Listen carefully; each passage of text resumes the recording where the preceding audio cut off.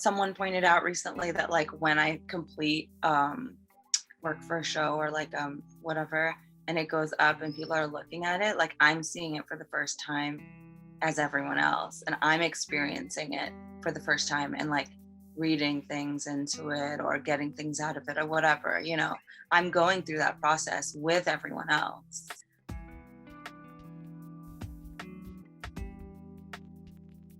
Hi, I'm Manal. I'm based in Gary, Indiana, and I work mostly in sculpture. I guess like my main sources of inspiration come from my environment. So that could be like a lot of the extra human organisms that I encounter, drawing comparisons between human behaviors and extra human behaviors that seem to parallel those. Like ants, cattle ranching, aphids for honeydew, and just like trying to think through like commensalism and can there be any true commensalism without coercion. But a lot of my conceptual inspiration comes from literature and writing, and especially I'm a big theory nerd. I read a lot of poetry and I read a lot of like, I don't know, like some of my favorite writers I guess would be like Samuel Delany, Alice Notley, Sylvia Wynter. I guess like when I'm thinking through a work, it usually is inspired by things that I'm reading or researching. I'm not really a visual person at all, and I'm not really that interested in art, to be honest, in visual art. So it's like really funny to be working in visual art. I also get a lot of inspiration from like documentary film and other like weird film. Some short films by Les Blank. There was The Blues According to Lightnin' Hopkins, and that just like, you know, just completely blew my mind. And that was what like initially got me interested in making movies. That and like Agnes Varda. There's just so much, you know.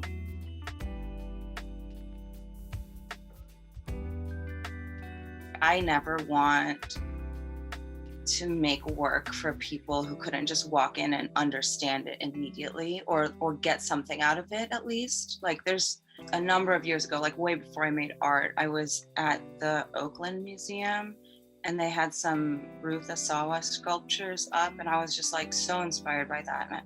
And it's just like instantly, as a person who knew nothing about art, and I still know nothing about art history or art at all, you know, and I just like find that so compelling, like find that work so compelling. And I just think that that's really important to keep in mind for these people who have gone to school and learn all this theory and stuff. With my work, I'm not embedding any meaning in there that I'm not being explicit about.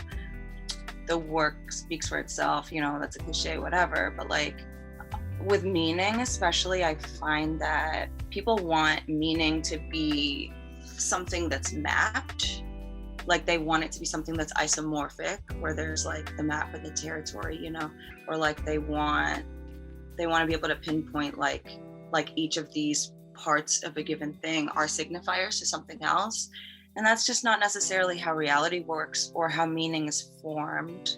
When I am making something, whether it's a sculpture or a poem or anything, I'm working totally intuitively, putting together parts and applying interventions, and like until it feels like a balanced, finished object. Like it's very much like I don't have a visual sense at all.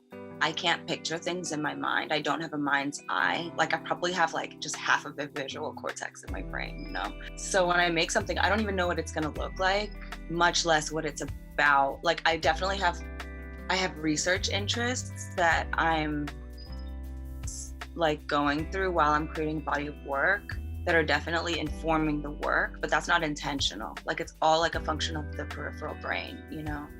Meaning is embedded in and comes out of work in so many different ways that like, there's such a plurality of like meaning and legibility and how we can approach that in artwork. And it's like, it's not like there's like this one like monolithic way.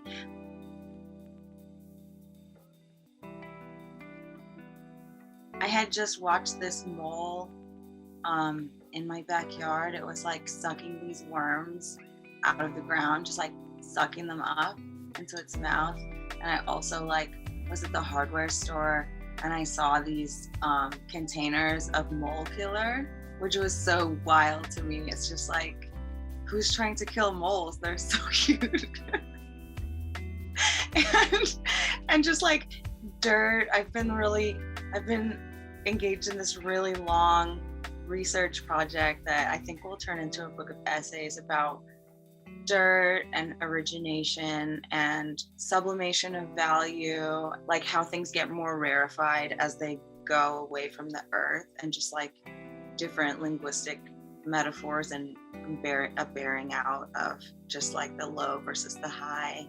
I'm just really attracted to dirt, and that's where, you know, the title comes from, like our liver is underground, because the liver is kind of like the seat of human emotion. I mean, not just human, but emotion in general.